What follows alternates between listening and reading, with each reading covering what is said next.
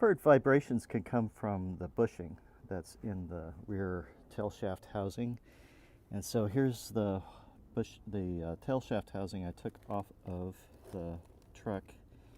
Prior owner loved the mid-70s Mopar blue and painted pretty much everything Mopar blue. So anyway, so you can't really see in there, but there is quite a bit of play in the output shaft with the yoke on, and it really shouldn't be rattling around in there like that. So I'm hoping that that's the source of the vibration that I've been getting. You can buy the entire tail shaft housing with a new bushing installed. I'll show you this here. So that's the new bushing right there. You will need a pair of snap ring type pliers, but ones that have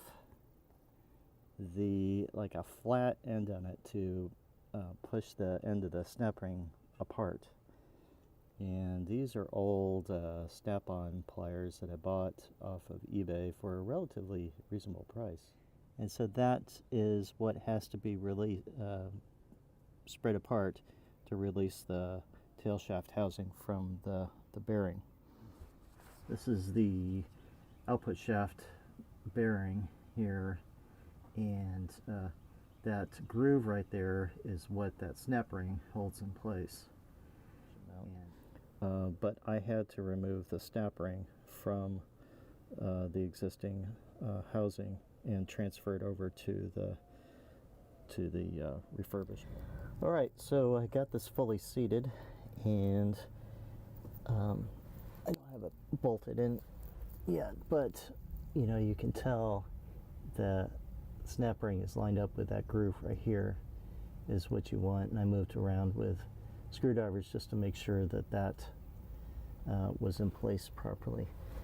The other thing that I didn't mention is that hopefully you marked the speedometer gear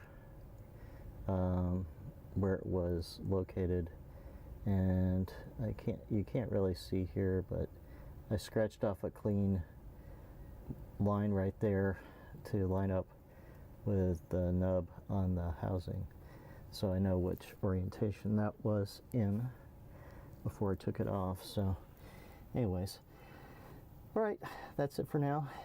And if you have any suggestions, tips, tricks, things I did wrong, please let me know. Comment. Appreciate it. Talk to you later.